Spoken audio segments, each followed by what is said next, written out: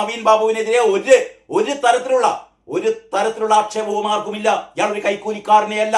അതാണ്, കൈക്കൂലിക്കാരനല്ലാത്ത നവീൻ ബാബുവിനെ സർവീസിൽ തുടരാൻ അനുവദിക്കരുത് എന്ന് പറഞ്ഞാൽ പി ദിവ്യയുടെ ഇംഗീതം, പി ശശിയുടെ ഇംഗീതം, പിണറായി വിജയന്റെ ഇംഗീതം, കെ രാഗേഷിന്റെ ഇംഗീതം, MV ജയരാജന്റെ ഇംഗീതം, ഇവർ പറയുന്ന ഇത്തരത്തിലുള്ള മാഫിയ സംഘത്തിന് എതിരായിട്ടായിരുന്നു നവീൻ ബാബു പ്രവർത്തിച്ചത്.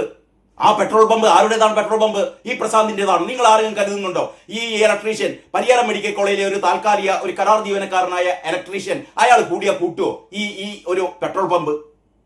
ആരാണ് പെട്രോൾ പമ്പിന്റെ യഥാർത്ഥത്തിൽ ഉടമ? അന്വേഷിച്ചോ? പി ദിവ്യയുടെ ഫോണുകൾ പിടിച്ചെടുത്തോ? ഒന്നും ചെയ്തിട്ടില്ലാന്നേ. ഇയാൾ രണ്ടൊപ്പ്, അവിടുത്തെ ഒരു ഒപ്പ്, അവിടെ ഒരു ഒപ്പ്, ഇവിടെ ഒരു ഒപ്പ് പിടിച്ചപ്പോ പറഞ്ഞത് എനിക്ക് രണ്ടൊപ്പ് ഉണ്ട്. ആദ്യമായിട്ട് കേൾക്കാറുണ്ട് ഒരാൾക്ക് രണ്ടൊപ്പ്.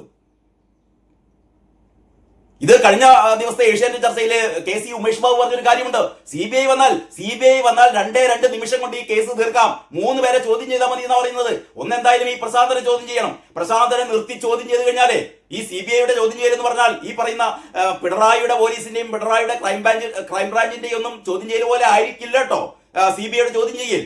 CBI പ്രശാന്തിനെ ചോദ്യം ചെയ്താൽ പ്രശാന്ത് മണി പോലെ കാര്യങ്ങൾ പറയും, ഇതിന്റെ പിന്നിൽ ആരൊക്കെയാണെന്ന്. ഇനി മാത്രമല്ല, ആ സ്ഥലം ഉണ്ടല്ലോ, പെട്രോൾ പമ്പിന് വേണ്ടിയിട്ട് ഇവർ വാങ്ങിയ ഈ സ്ഥലം, യഥാർത്ഥത്തിൽ ആരാണ് ഈ സ്ഥലം വാങ്ങിയത്, ആരാണ് ഈ സ്ഥലത്തിന് പിന്നിലെന്ന് ആ സ്ഥലത്തിന്റെ ഉടമകളായ ആ ഒരു എന്താ പറയാ പാതിരിമാരുണ്ട്, അച്ഛന്മാരുടെ സ്ഥലമാണ് വാങ്ങിയത്. ആ അച്ഛന്മാരെ ചോദ്യം ചെയ്താൽ അറിയാം ഇതിന്റെ പിന്നിൽ ആരാണ്. പി ശശിയാണോ, അല്ലെങ്കിൽ പി ദിവ്യയുടെ ഭർത്താവാണോ, അതല്ലെങ്കിൽ അത്തരത്തിലുള്ള ഏറ്റവും വലിയ MV ജയരാജനാണോ, അല്ലെങ്കിൽ MV ഗോവിന്ദനാണോ? ഇതൊക്കെ അറിയണ്ടേ.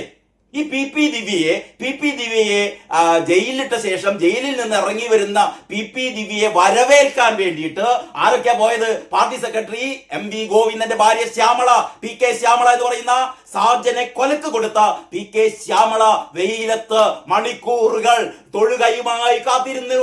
അല്ലെ, ഇതൊക്കെ നമ്മൾ കണ്ടതാണ്. PK ശ്രീമതി ഉണ്ടായിരുന്നു. PK ശ്രീമതിയും PK ശ്യാമളയും അയ്യോ ഞങ്ങളെ ദിവ്യമോളെ വിട്ടുതരണേ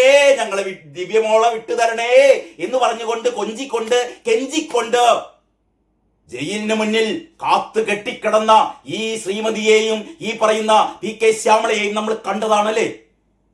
അപ്പൊ ഇതിലൊക്കെ ആർക്കാണ് താല്പര്യം? എന്താണ് PK ശ്യാമളയുടെ താല്പര്യം? എന്താണ് MV ഗോവിന്ദന്റെ താല്പര്യം? എന്താണ് MV ജയരാജന്റെ താല്പര്യം? എന്താണ് KK രാഗേഷിന്റെ താല്പര്യം? എന്താണ് പിണറായി വിജയന്റെ താല്പര്യം? അറിയും. നേരറിയാൻ വേണ്ടിയിട്ട് CBI വരികയാണ് കേട്ടോ. ഉള്ളുപ്പുമാരില്ലാതെ സഖാക്കൾ പറയാണ്, VD സതീശനോട് പറയാണ്, സതീശന്റെ പോലീസിന് വിശ്വാസമില്ലേന്ന്. ഇവരുടെ ഒരു ചോദ്യങ്ങളെ സതീശന്റെ പോലീസിനെ കൊണ്ട് അന്വേഷിച്ചൂടെ? അതാ ചോദിക്കുന്നത്. സതീശന്റെ പോലീസിനെ കൊണ്ട് അന്വേഷിച്ചൂടെ? എന്തിനാ ഇപ്പൊ CBIനെ വിളിക്കുന്നതെന്ന്? പേടിത്തൊണ്ടന്മാർ. ഇനിയിപ്പോ നിങ്ങൾ ചെയ്യാൻ പോകുന്നത് എന്താണ്? ഇനി നിങ്ങൾ ചെയ്യാൻ പോകുന്നത് ഇഡിക്കെതിരെ ഈ ഇഷ്ടിക കൊണ്ട് ഇഡിക്കാരെ തലമണ്ട തച്ചൊടിച്ച ആ പ്രവർത്തനം ഉണ്ടല്ലോ. പിണറായി വിജയന്റെ വീട് സെർച്ച് ചെയ്തപ്പോ ആ സംഘത്തെ മുഴുവനും കരിങ്കല്ല് കൊണ്ടും ഇഷ്ടിക കട്ട കൊണ്ടും അവരുടെ കാറടിച്ച് തകർത്തു. ആ ഉദ്യോഗസ്ഥന്മാരെ ആക്രമിച്ചു, ചീമുട്ട് എറിഞ്ഞു. ഇതൊക്കെ ചെയ്ത പോലെ ഇനി നിങ്ങൾക്ക് കാണാം. CBI സംഘം എത്തുമ്പോൾ CBI സംഘത്തിനെതിരെ CPM-കാരെ മുഴുവൻ ആക്രമണങ്ങളുമായി ഇറങ്ങും. അവർക്ക് ആരെ സംരക്ഷിക്കണം? അവർക്ക് ദിവ്യമോളെ, വീണമോളെ സംരക്ഷിച്ച ഒരു അരിക്കായി. അതാണ് ഈ സോഷ്യൽ മീഡിയയിൽ ഏറ്റവും രസകരമായ ഒരു കാര്യം. എന്താ അറിയോ? അതായത് പി ദിവ്യയുടെ അച്ഛൻ പിണറായി വിജയൻ ഒരു പ്രശ്നമില്ല.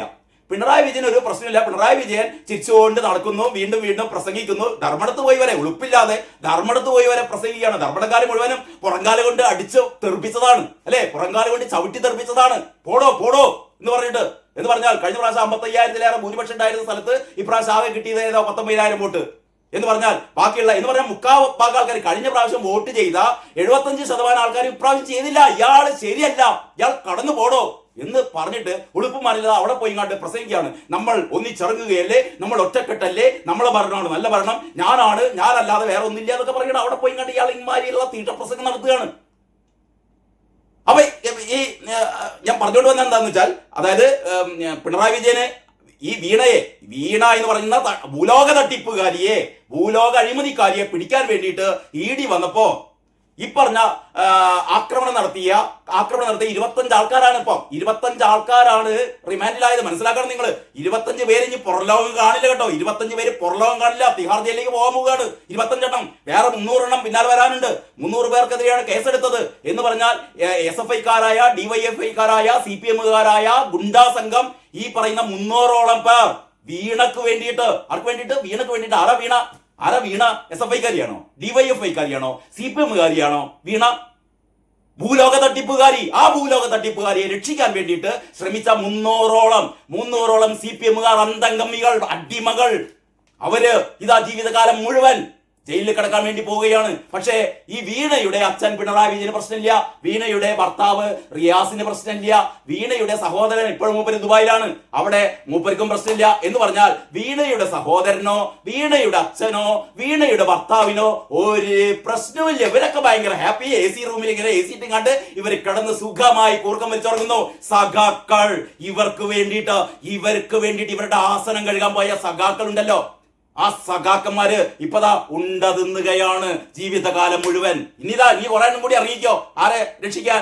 PP ദിവ്യയെ രക്ഷിക്കാൻ വേണ്ടിയിട്ട് കുറെ എണ്ണം ഇറങ്ങിക്കോട്ടോ. ഈ എഡോ നിങ്ങളൊക്കെ എന്നാണോ നന്നാവുക?